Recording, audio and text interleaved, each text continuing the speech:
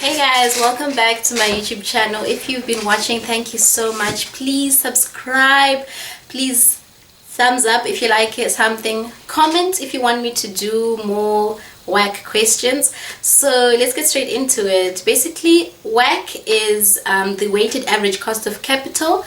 It's part of financial management, part of management accounting. If you're doing CTA, shout out to you. So yeah, I just wanted to make my videos more about the things that I'm very passionate about. I hope you find this YouTube video helpful, and let's get straight into it. My required asks me to calculate the actual weighted average cost of capital of Piper Industrials Limited based on current market values as of 31 December 2018, and it asks us to round all our calculations to the nearest million.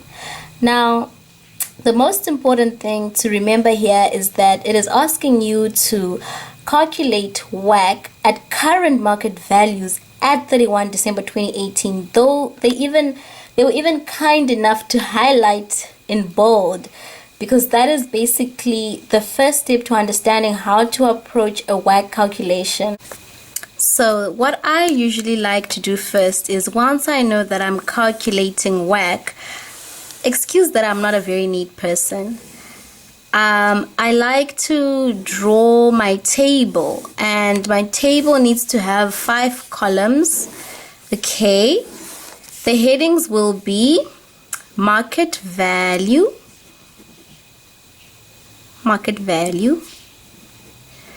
here I will write the cost, this will be my weight, and this will be my WACC. So I think I have to give a disclaimer and say that this example is not my own example. It's from UNISA's study material, and it's the Management Accounting 4861 test 1 of 2019. Now, the first step, or rather, let's start with shareholders equity. Remember, WACC is basically the cost of equity plus the cost of debt. Now, we know shareholders equity is shares. Now, it says that shareholders equity consists of 500 million issued ordinary shares. These shares were originally issued at 2 Rand per share and are currently trading at 6 Rand 86 per share. Shares are actively traded on the stock exchange, and Piper's cost of equity is 14%. So already they gave us the cost of equity is 14%, which is very, very kind of them. So first of all, let's go jot that down. I write here shareholders equity, and I put 14% because I already know. Now, once we were reading the shareholders equity, I have to write here calculation 1. We want to find out what is the market value at 31 December 2018. They told you that the shares were historically issued at 2 Rand per share. We are not interested in that, so we can immediately forget that. We are interested in the 6 Rand 86 Rand per share, which is what the shares are currently trading at. That amount, the 6 Rand 86, is actually your market value of one share, however. So they did state that the shareholders equity consists of 500 million of these shares. So this actually gives you 34. Oh guys, this is deep. Like, they always love to make the numbers very confusing and very big. It's actually 3,430,000,000. Now, they were kind enough and they say that round to the next million. That just means take away 6 zeros, and then that is what you put here as your market value of your shares. Next step is to look at our preference shares. They said that the 10% irredeemable preference shares were issued at 10 Rand per share. The current market price of similar irredeemable preference shares is 12 Rand 50. Now, as you can see here, they gave you the summarized statement of financial position. This says that preference shares are currently in the statement of financial position standing at 600 million. Now, you know that they were originally issued at 10 Rand per share. So if you say 600 million divided by 10 Rand, that tells you that we have 60. Yo guys, I'm Zimbabwean, like that just came out. That tells you that you've got 60 million shares. 60 million preference shares. So calculation 2, so now you can remember to always reference your calculations. Up here, you must remember to say this is calculation 1. And then here it's calculation 2 because we're trying to figure out the market value of your preference shares, which is going to be your 600 million divided by 10 Rand equals 60 million preference shares, which is equal to times 12 Rand 50, because that's the market price per preference share, gave you an answer of 750 million.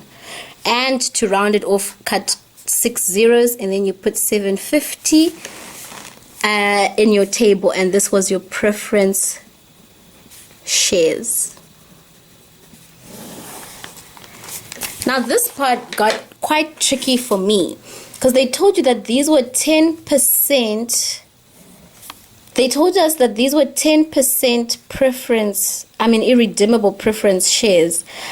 You could not put 10% as the cost here.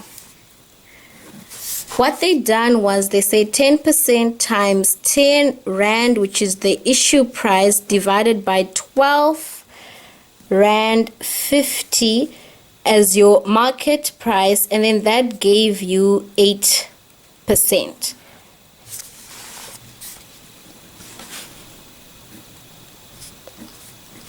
Now we come to the fun part, guys. The Section 24J loan.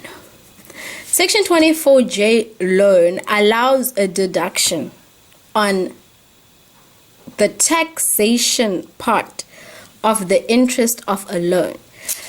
Now I'm gonna start on a new clean page and write Section 24J loan. This is easy if you understand the steps. So let's read first.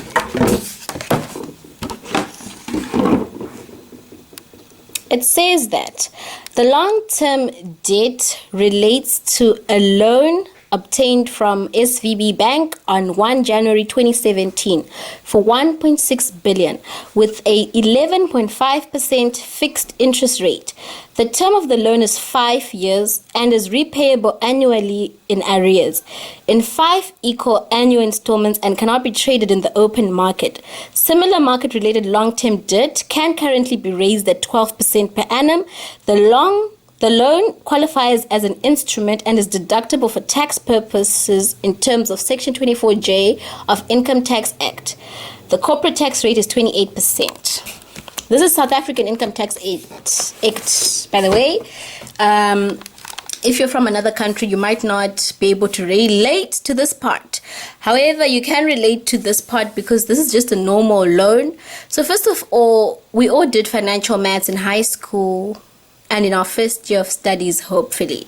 So the first thing that they were very clear about is that the loan runs for 5 years. So I use a HP 10B plus financial calculator. It has made life simple for me ever since I was introduced to it in uni, and I cannot imagine my life without it. So please bear with me.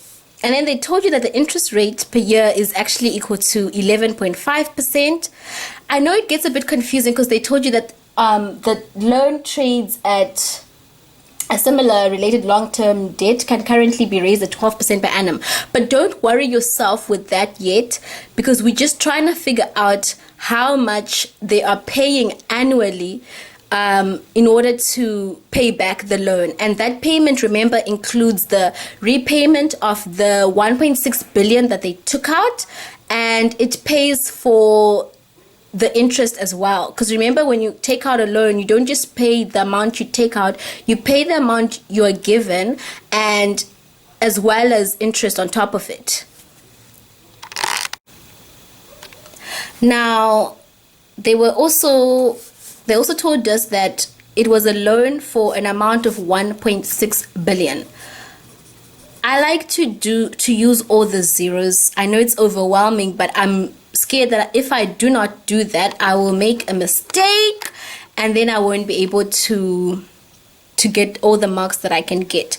Now, the reason why it's present value is that beginning of 1 January 2017, what's their name? Piper Industries received 1.6 billion rands. So that's why it's present value, because that is what happened at the beginning.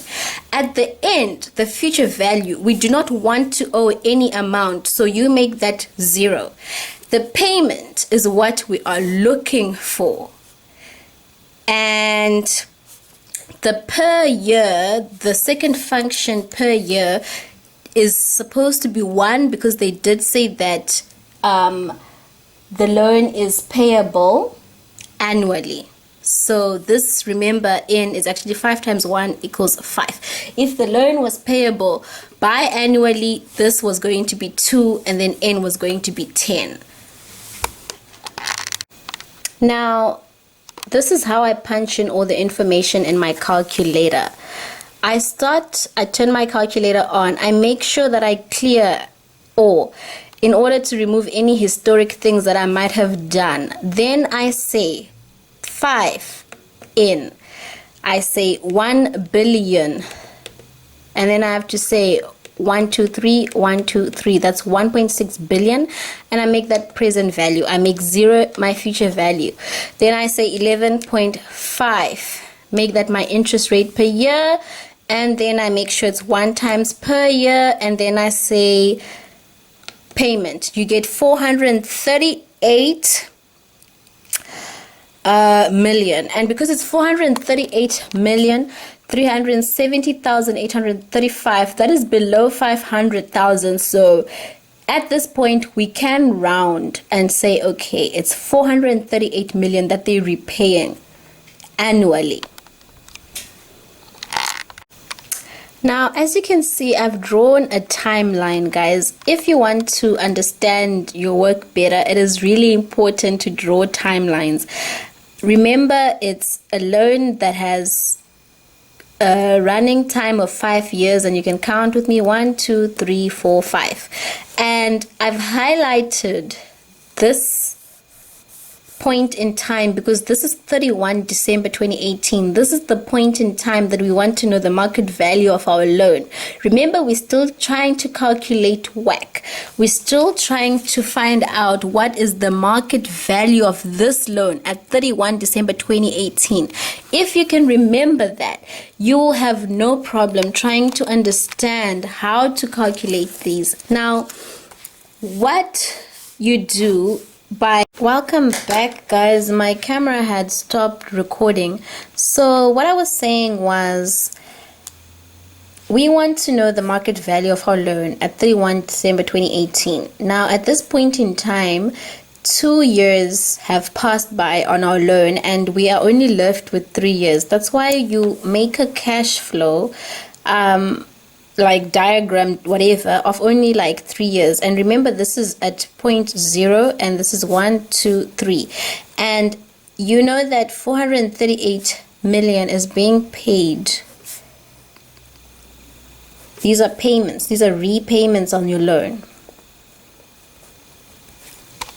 that are left at 31 December 2018. Now, what you want to do next is to calculate the interest, because what we want to adjust these repayments is the tax that's going to be deductible. Now, these amounts are negative because when you repay a loan, you are losing money. But when SARS allows you to make a deduction, a certain deduction, you are actually gaining because you're going to pay less tax, which is why the tax on interest, which is 28%, is going to be a positive amount. So I draw a line and then I say interest. Now, this was a 5-year loan that had annual payments, and at this point in time, don't forget that this is 31 December 2018. You are standing at 3 input 3, 4 input 4, 5 input 5. It's important that you write these calculator inputs so that you can get all your marks. This is how I do it. So if I do it this way, I must remember that I must write 3 input 3, 4 input 4, 5 input 5. Then I write amort. This is all on the HP. I'm going to show you how you get the interest. It's really just a matter of pressing a few buttons and then you have the interest. And second function.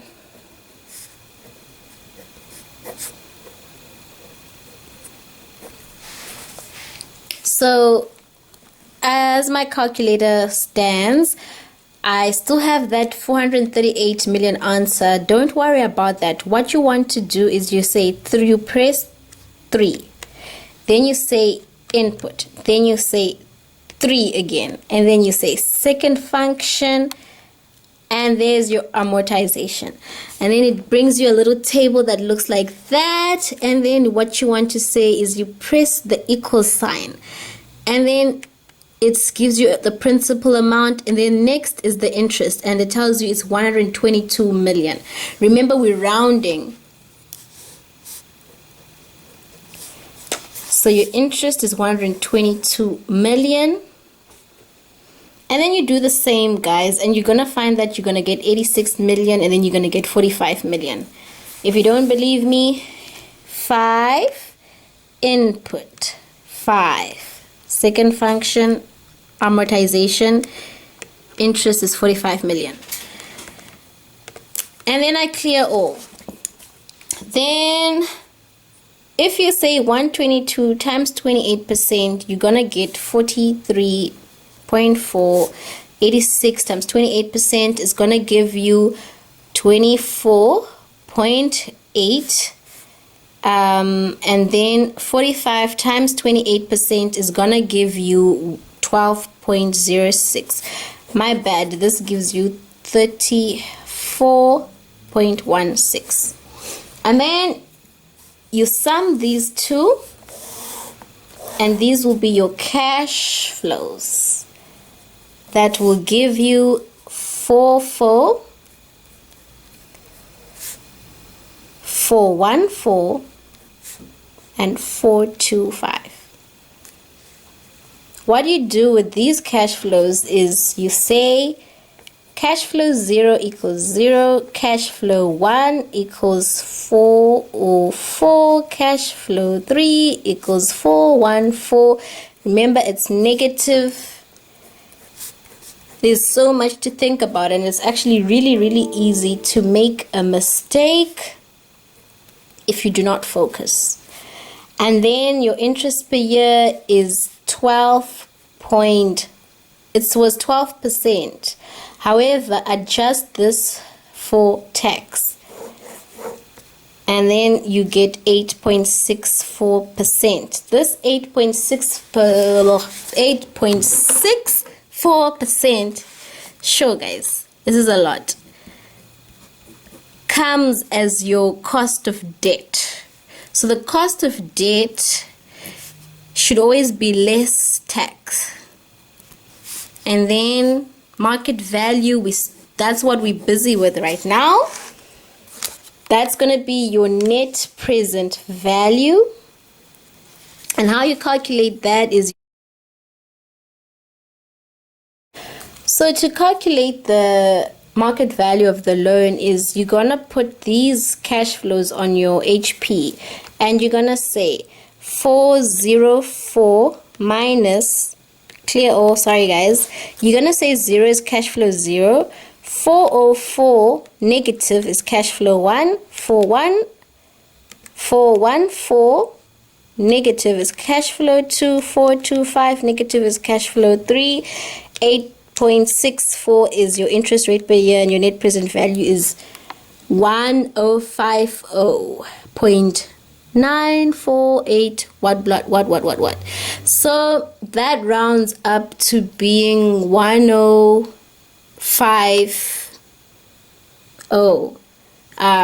But because of the rounding error, don't be too worried.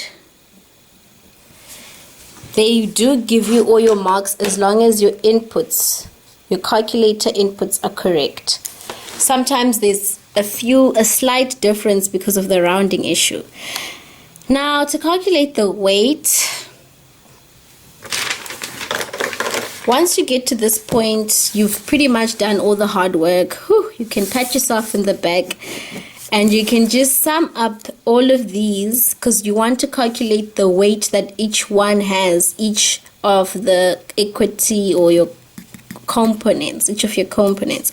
So that is 3430 plus 750 plus 1055 gives you 5235, and your weight will be, for your shareholders equity, it's gonna be 3430 divided by the 5235 is equal to 0.65.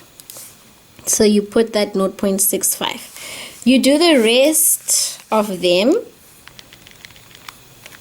similarly, and you get 0.14 here.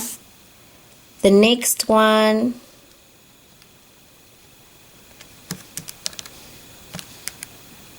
you get 0.20. Make sure that they equal to 1. So I need to make one of these 0.15 and then I'll get 1, and then calculate that times that in order to get your WACC, which will be 14 times 0.65 equals 9.1. 8 times 0.15, 1.2.